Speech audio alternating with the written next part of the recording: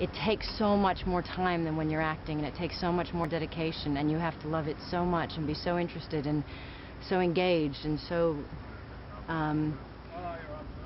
committed to the subject matter, that I know I wouldn't be any good directing anything unless I really was moved by it and cared about it and felt it was important. And then I came across Unbroken and loved it so much, and even the reading of the book changed my life.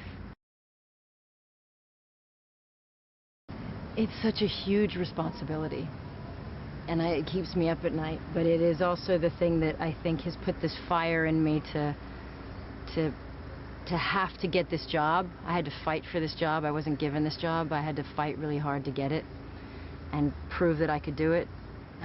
You should give me this job, you know. Give me this job. I'd be the best person in this job. I know exactly what I'm doing. Yeah. I'm so sure of it. And then you get the job, and then you think, oh, oh my, I'm not sure I do. And I've never worked harder at anything I've ever done.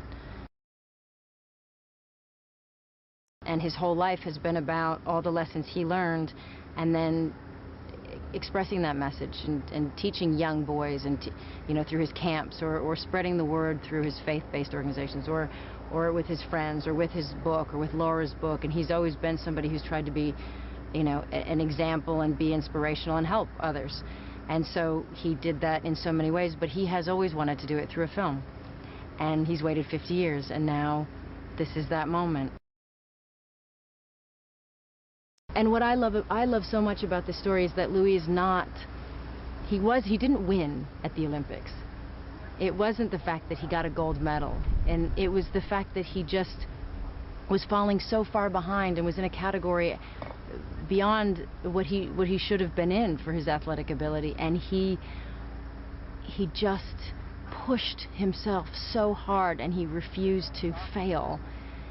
And so this last fastest lap, and this what made people stand up was to see somebody fight. It wasn't about winning. It was about seeing somebody try really hard and not give up.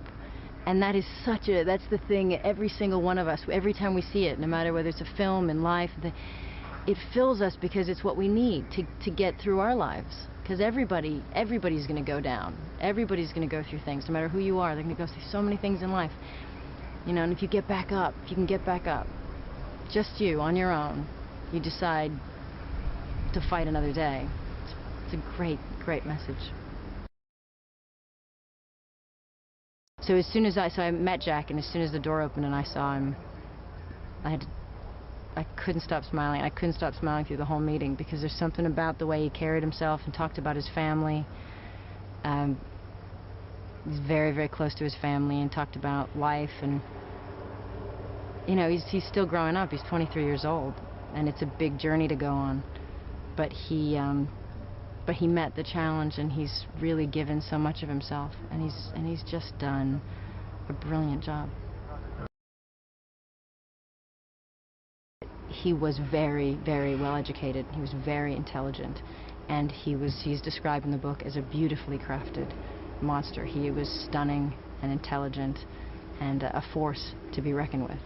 And so I felt that we had to find somebody that had real presence, and then I also believe to cast somebody who plays what's considered a bad guy, what's considered somebody who's volatile and ruthless and horrible, is you have to cast somebody that actually is quite the opposite of that, somebody who's a great person, because they're not, it's not somebody that's going to enjoy and have a good time and get off on being a villain. It's somebody that really doesn't want to be a villain, that will find the deeper side of what that means. And Miyavi is somebody who loves his country. He's very intelligent, very patriotic, very and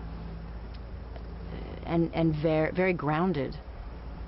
And he's a very wonderful dad and a sweetheart of a man.